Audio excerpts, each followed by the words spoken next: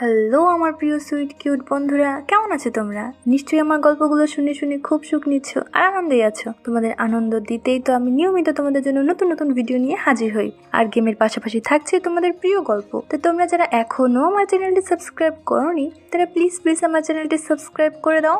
তো বন্ধুরা আর দেরি করো না, জলদি ভিডিওতে লাইক দিয়ে চ্যানেলটি সাবস্ক্রাইব করে দাও। পূজা, বিমলের পিসি। বিমল পূজার থেকে অনেকটাই বয়সে ছোট। বিমলকে যখন পূজা নিজের বাড়িতে নিয়ে আসে তখন বিমলের বয়স 18 হবে আর পূজার বয়স তখন 30। পূজার ফিগারটা তখন দেখার মতো ছিল। ভাগ্য সাথ না দেওয়ায় পূজা ওই বয়সেই বিধবা হয়ে যায়। পূজা নিজের স্বামীকে প্রচন্ড ভালোবাসতো। পূজার স্বামী বেশ বড়লোক ছিল। পূজার সংসারে পয়সার অভাব ছিল না। সেই সময় অনেকেই পূজার পুনরায় বিবাহের জন্য রাজি করানোর চেষ্টা করে। পূজা কিছুতেই রাজি হয় না। পূজার বাপের বাড়ির অবস্থা তেমন সচ্ছল ছিল না। পূজার দাদা এক ছেলে এক মেয়ে ছিল। পূজার দাদার সংসারে অনটন লেগেই থাকতো।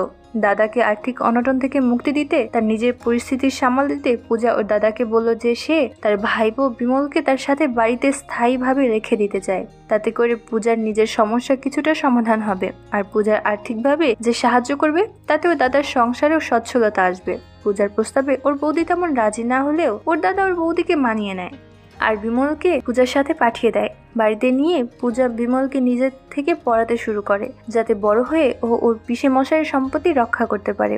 পূজা প্রতিদিন নিয়ম করে বিমলকে দিয়ে তার কোমর মালিশ করায়। বিমলও হাসি মুখে পিসির সেবা করতে থাকে। পূজাও বিমলকে পেয়ে বেজায় খুশি। পূজার বাড়িতে অনেকগুলো কাজের মেয়ে আছে, তাদের দিয়ে পূজা তেল মালিশ করিয়ে নিলেও বিমলকে দিয়ে এখন তেল মালিশ করার তখন এক অন্যরকম পরিতৃপ্তি পায়। বিমল যখন তেল মালিশ করে তখন পূজার ওর স্বামীর কথা মনে করে। বিমল বয়সে ছোট হলেও পুরুষ জাতি বলে কথা, পূজা বিমলকে পুরুষের হাতের ছোঁয়া হিসেবেই দেখতে থাকে। রাতের বেলায় শোয়ার সময় পূজা বিমলকে বুকে জড়িয়ে শুয়ে থাকে। বিমলও হাসি মুখে পিসিকে জড়িয়ে শুয়ে থাকে। মাঝে মাঝে পূজার কামনা দেখা দিলে পূজা বিমলের হাতটা নিয়ে তার ওই দুটোর উপরে রাখে। বিমলও সরল মনে পিসি ওইখানে হাত বলিয়ে দেয়।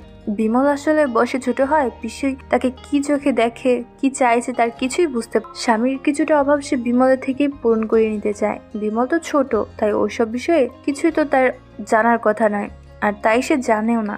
বিমল প্রকৃতগতভাবে বিমল এক পুরুষ জাতি, তাই নারীর স্পর্শে তার পুলকিত হওয়ার কথা, আর বিমল পুলকিত হয়ও। বিমল যখন রাতে ওর পিসিকে জড়িয়ে ধরে তখন বিমলের শরীরে এক শিহরণ লাগে যা বিমলকে খুব ভালো লাগে। পূজা তো কোনো কথাই নেই।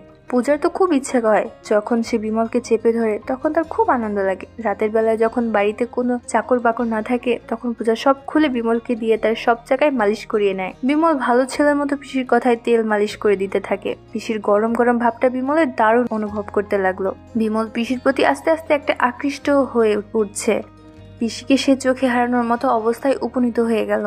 এখন পুলক নিজের থেকে পিসির সব সরিয়ে দিয়ে পিসিকে তেল মালিশ করিয়ে দিতে অভ্যস্ত হয়ে গেছে। পূজাও খুশিতে বিমলের সাথে সময় কাটাতে থাকে। মৃত স্বামীর কথা এখন আর পূজার মুখেই আসে না। এখন সারাদিন শুধু বিমল বিমল। পূজার এখন বিমল অন্তঃপ্রাণ। বিমল এখন পিসিকে তেল মালিশ করে দেয় আর ড্যাব ড্যাব করে পিসির দৃশ্য গিলে খায়। মাঝে মাঝে বিমল পিসির ওইগুলো ছুঁয়ে দেয়। পূজা অবশ্য হাতে করে বিমলকে পাকিয়ে তুলেছে যাতে ওর স্বাদ মিটে যায়। বিমলকে পড়ানোর নামে পূজা নানা ধরনের অমন টাইপের বই পড়তে দেয়। বইয়ের সবকিছু পূজা বিমলকে বুঝিয়ে পড়িয়ে দেয়। এইসব বই পড়ে বিমল এতটাই পেকে গেল যে সে কৈশোর বয়সে যুবক অবস্থায় পরিণত হলো। এখন বিমল হাসি মুখে পিসির সবকিছু তার কথা মতো করে দেয়। এখন বিমল এতটাই পেকে গেছে পূজার তেল মালিশের সময় নিজের সবকিছু উজাড় করে দিতে চায়। পূজা তখন গর্ভবতী ছিল, তাই বিমলকে বুঝিয়ে বলে যে আগে পেটের বাচ্চাটা বেরিয়ে যাক, তারপর তোর ইচ্ছা পূরণ করবো। অগত্যা বিমলও তার পিসির সবকিছুতে হাত বুলিয়ে সন্তুষ্ট হয়ে যায়। কিছুদিনের মধ্যে পূজার এক কন্যা সন্তানের জন্ম দিল। মেয়ের নাম নিজের আর বিমলের নাম মিশিয়ে রাখলো পূর্বী। পিসির মতো বিমল ও পূর্বীকে আদর যত্ন করে। পূজার দেওয়ার কথা মতো পূজা বিমলকে আর তার ইচ্ছা পূরণের ব্যবস্থা করে দেয়। পিসির বাড়িতে ভালো মন্দ খেয়ে বিমল বেশ পুষ্ট হয়ে যায়। পিসিকে দিয়ে নিয়মিত নিজের ইচ্ছা পূরণ করতে করতে বিমল এখন অনেক কিছু শিখে গেছে। ধীরে ধীরে পূর্বীও বড় হতে লাগলো। ছোট থেকেই পূর্বীকে তেল মাখানো, স্নান করানো এসব বিমল করতেই থাকে। এখন পূর্বী বেশ বড় হয়ে গেছে। পূর্বীর বয়স এখন মোটামুটি 18-19 হবে আর বিমলের বয়স মোটামুটি 36-37 হবে। পূজার বয়স এখন মোটামুটি 48 থেকে 49 হবে। সময় যত এগিয়ে যায় ততই পূজার সাথে বিমলের সম্পর্ক গভীর হতে থাকে। পূর্বীর বয়স যখন 8 থেকে 9 বছর তখন অবধি বিমল পূর্বীকে স্নান করাতো। পূজা কোনো কথা না বলে কেবল মুচকি মুচকি হাসতো। তবে বছর কয়েক আগে থেকে বিমল পূর্বীকে স্নান করানো ছেড়ে দিয়েছে। খাওয়া দাওয়া ভালো থাকায় পূর্বী এখন বয়সে অনেকটাই আবেদনময়ী হয়ে উঠেছে। পূজা আর পূর্বীর এক মাপ, তাই মামে দুজনের সবকিছু অদল বদল করে পড়ে। আর তোমরা যা ভাবছো সেটাও অদল বদল করে পড়ে মামে। পূর্বী একদিন বিমলকে জিজ্ঞাসা করলো, কি রে দাদা, তুই আমাকে আর আগের মতো তেল মাখিয়ে দিস না কেন? তোর কাছ থেকে সাবান তেল মাখতে আমার খুব ভালো লাগে। বিমল পূর্বীকে বলল, তুই এখন বড় হয়ে গেছিস, তোকে এখন ওসব করে দেওয়া ঠিক নয়। পূর্বী বলল, আর তুমি যখন আমার মাকে দিয়ে তোমার ইচ্ছা পূরণ করো সেটা ঠিক। বিমল বলল, কি বলছিস আজে বাজে কথা, তোর মা আমার পিসি হয়, পিসির সাথে কি কেউ ইচ্ছা পূরণ করে? তখন পূর্বী বলল, আর ওসব নাকামি করিও না, মাকে তুমি যেভাবে সুখ দিয়েছো তার অনেক ভিডিও আমার কাছে আছে, তুমি যদি আমাকেও সুখ না দাও তবে পাড়ার লোককে সব জানিয়ে দিব। বিমল ভয় পেয়ে গেল। বিমল পূর্বীকে বলল, তুই আমার বোন হয়, দাদা হয়ে বোনকে সুখ দেওয়া ঠিক হবে না। পূর্বী বলল, আমার যা বলার তা আমি বলে দিয়েছি, এবার তুমি ভেবেচিন্তে দেখো তুমি কি করবে, তবে যা করবে তা কয়েকদিনের মধ্যেই করবে। তখন বিমল বলল, আমাকে একটু ভাবতে দে।